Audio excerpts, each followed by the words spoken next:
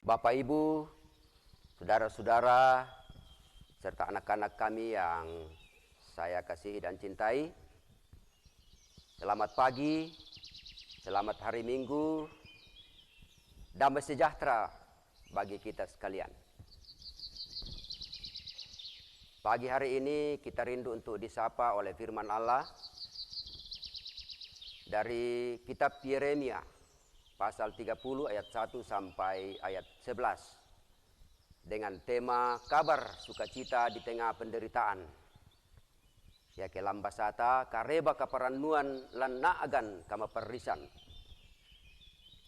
Sebelum kita membaca dan merenungkan bahagian firman Allah, mari kita satu dalam doa. Bapa di sorga, di pagi yang cerah ini, di hari Minggu ini, kami datang dengan penuh kerendahan, mengangkat puji dan syukur ke hadapan hadirat-Mu untuk segala kebaikan dan kasih Tuhan.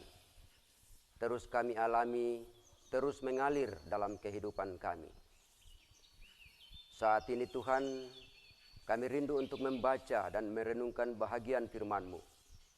Kami mohon kuasa Roh Kudus-Mu memampukan kami. Ampuni salah dan dosa kami Tuhan, agar kami layak datang kepadamu. Di dalam nama Yesus, kami datang berdoa dan bersyukur. Amin. Kitab Yeremia pasal 30 ayat 1 sampai 11. Firman Tuhan, janji pemulihan Israel. Firman yang datang dari Tuhan kepada Yeremia bunyinya, beginilah firman Tuhan Allah Israel. Tuliskanlah segala perkataan yang telah kufirmankan kepadamu itu dalam suatu kitab. Sebab sesungguhnya waktunya akan datang, demikianlah firman Tuhan, bahwa aku akan memulihkan keadaan umatku Israel dan Yehuda, firman Tuhan. Dan aku akan mengembalikan mereka ke negeri yang telah aku berikan kepada nenek moyang mereka, dan mereka akan memilikinya. Inilah perkataan-perkataan yang telah difirmankan Tuhan tentang Israel dan tentang Yehuda. Sungguh, beginilah firman Tuhan. Telah kami dengar jerit kegentaran, kedahsyatan dan tidak ada damai. Cobalah tanyakan dan selidiki, adakah laki-laki melahirkan? Mengapakah setiap laki-laki kulihat tangannya pada pinggangnya seperti seorang perempuan yang melahirkan? Mengapakah setiap muka berubah menjadi pucat? Hei, alangkah hebatnya hari itu, tidak ada taranya. Itulah waktu kesusahan bagi Yakub, tetapi ia akan diselamatkan daripadanya. Maka pada hari itu, demikianlah firman Tuhan semesta alam, aku akan mematahkan kuk dari tengkuk mereka dan memutuskan tali-tali pengikat mereka, dan mereka tidak akan mengabdi lagi kepada orang-orang asing. Mereka akan mengabdi kepada Tuhan Allah mereka dan kepada Daud raja mereka yang akan kubangkitkan bagi mereka. Maka engkau janganlah takut, hai hambaku Yakub. Demikianlah firman Tuhan, janganlah gentar, hai Israel. Sebab sesungguhnya aku menyelamatkan engkau dari tempat jauh dan keturunanmu dari negeri pembuangan mereka. Yakub akan kembali dan hidup tenang dan aman dengan tidak ada yang mengejutkan. Sebab aku menyertai engkau, demikianlah firman Tuhan, untuk menyelamatkan engkau. Segala bangsa yang keantaranya engkau kuserahkan akan kuhabiskan, tetapi engkau ini tidak akan kuhabiskan. Aku akan menghajar engkau menurut hukum, tetapi aku sama sekali tidak memandang engkau tak bersalah. Demikian firman Tuhan. Saudara-saudara yang sama dikasihi Tuhan,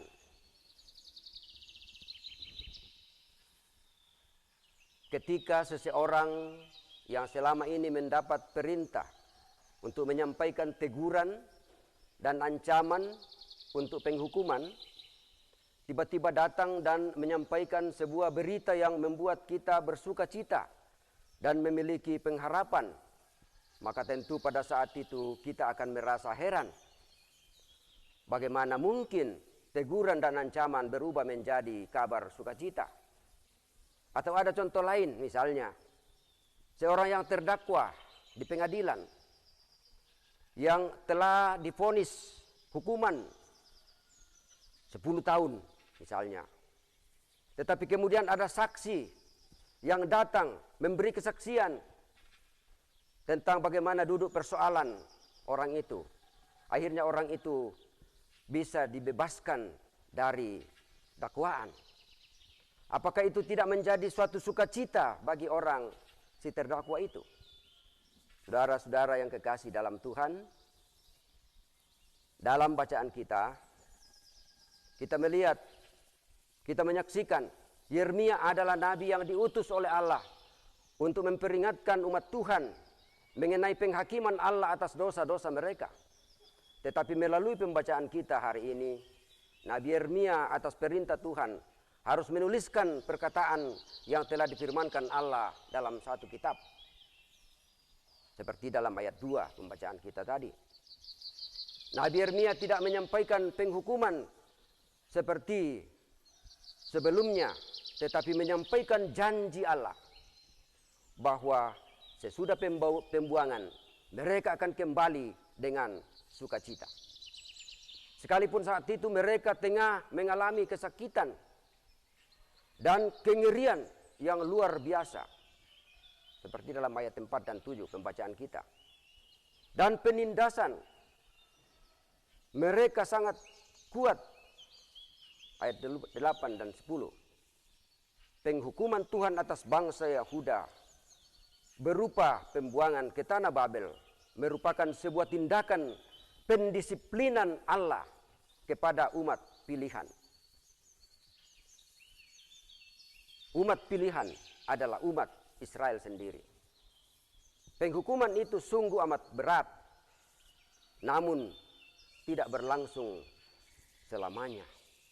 Allah menyatakan belas kasihan bahwa Allah menghukum tetapi memberi pengampunan, serta Allah menghukum tetapi akan memulihkan mereka pada waktunya. Kita bagaikan bangsa Yehuda yang pantas dibinasakan karena dosa kita. Namun Tuhan begitu mengasihi kita. Tuhan membenci dosa, tetapi mengasihi orang berdosa. Dan hanya karena kasih-Nya, sehingga kita menjadi layak untuk bersekutu bersama-sama dengan Dia. Janji penyertaan Tuhan tetap ada, baik hari ini maupun hari esok, dan tetap untuk selama-lamanya. Karena itu, saudara-saudara, mari kita berserah. Mari kita tetap yakin akan setiap janji-janji Tuhan. Dimuliakanlah Tuhan. Haleluya. Amin. Untuk bagian firman Allah yang telah kita dengarkan, saudara-saudara, mari kita kembali satu dalam doa. Kita berdoa. Ya Allah Tuhan kami sungguh berbahagia di pagi ini karena kami boleh disapa oleh firman-Mu, menyatakan kepada kami bagaimana kami selaku umat-Mu, selaku orang-orang yang lemah, tetapi di dalam kelemahan kami Engkau datang memberi kelegaan. Engkau datang memberi kekuatan bagi kami.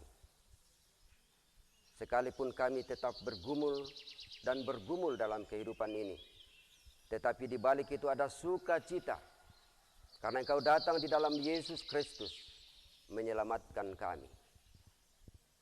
Bapa di sorga, dengan firman-Mu ini kiranya Roh Kudus-Mu menguatkan kami, bekerja di dalam hati kami, dalam kehidupan kami, sehingga setiap firman-Mu yang kami dengar, kami renungkan, menjadi penuntun dan pedoman bagi kami selaku anak-anak ketebusan-Mu.